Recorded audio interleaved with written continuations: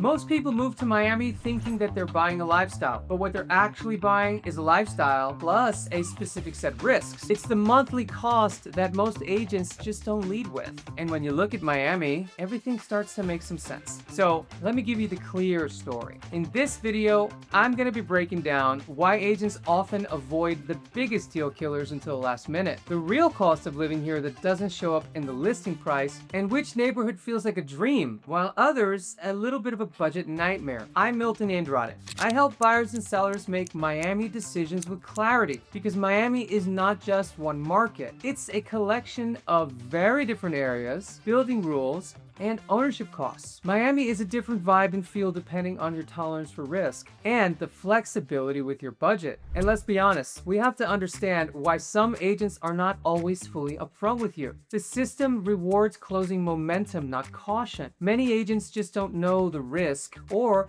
they don't want to know because of their need to close and get paid. Many people don't realize how much of this industry is built around speed. Getting a transaction from showing to contract as fast as possible. Commissions create pressure. Agents typically don't get paid until the sale closes. So anything that might delay or kill the deal feels like it threatens the paycheck. And telling you the insurance quote is sky high or that the condo documents look super shady, well, that's gonna slow things down. And some agents have terrible commission breath. What I tell all my agents is that your commission is the last thing that they could think about. What's right for the client is going to supersede everything. I'm not saying that we work for free. Of course not. We all work for a fee. But that fee is tied to how well we inform and take care of the client, buyer, or seller. And as of August 2024, the rules have shifted. After the NAR settlement, buyer agent compensation has to be addressed in writing. But most consumers don't understand what's negotiable. That confusion is where people get steered into easy and optimistic answers. Miami is a detailed market. Doing it right is going to take some time. Verifying flood maps and digging into building financials takes work. Some agents would rather keep the conversation simple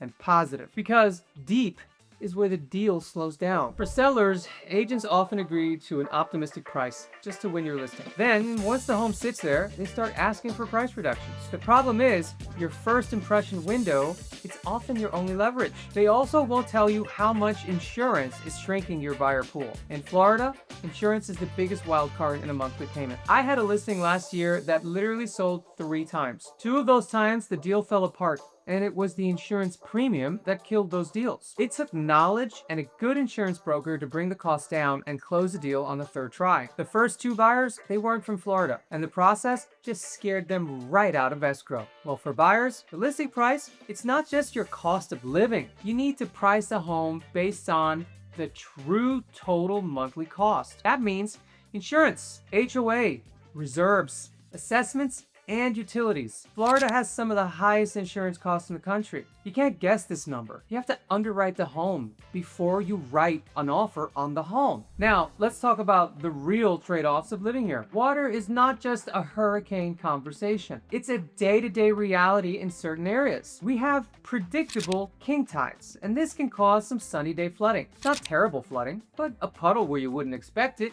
Or if you live on the water, the ocean is going to meet your dock. Or it's going to take back a small portion of your yard. And this typically happens from September through November. It's super predictable. You need to know if your commute route is going to flood a few times a year, not just if the unit has a nice view. Flood exposure is address specific. Don't use a vibe check, use a map check. Verify the FEMA flood maps before you fall in love. And the condo reality, listen, condo like is amazing, but the math is gonna matter more than the view. Florida law now requires milestone inspections and structural integrity reserve studies. You're buying into a building's financial discipline. If a building has deferred maintenance for years in the past, that means your fees will go up in the near future. Assessments will happen. Miami-Dade also has specific recertification milestones. Building near the coast has even tighter rules. Be aware of these 30, 40, 50, and 60-year milestone inspections and the upgrades and work that go with it. And a neighborhood that looks perfect online, it can feel different once you live there. In Miami, the wrong fit shows up as daily friction. So don't narrow your search by the vibe. You got to narrow it by your routine. Do you need true walkability, or are you fine driving everywhere? If you want the urban core, Learn the transit spine, because the Metro Mover is free, but it only goes to specific spots. The Grove is definitely a vibe, and it's super walkable, but you still have to get there. And Brickell downtown and Lower Edgewater, same thing. But once you're there, the Metro Mover will take you anywhere in those areas that you're gonna wanna go. And it's super walkable. You have to check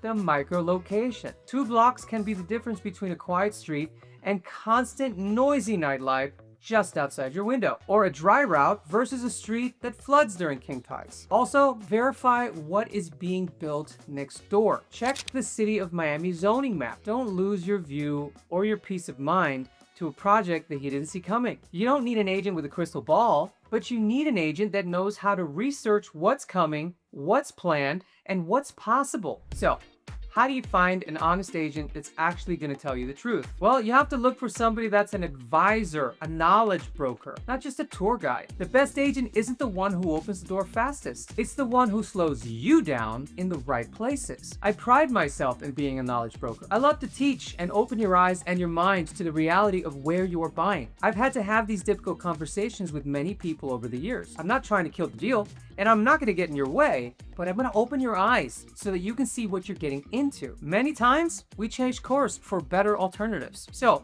ask the agent that you're interviewing these questions. What's the biggest cost surprise that your buyers are going to run into here? Walk me through your condo due diligence process. How do you evaluate flood exposure for a specific address? If they don't mention insurance or reserves immediately, that's your answer. Trust transparency over sales tactics. If the conversation is all upside, no risk, step back. Miami can be an incredible place to live, but only if you go into it with your eyes open. If you want a clear plan that accounts for the true cost and the building reality, then schedule a call with me. Use the link in the description. I'm Milton Andrade. I help people across the Grove, the Gables, Brickell, and all over South Florida. Let's make sure you know exactly what you're buying and exactly what it costs to live here. I'll see you on the next one.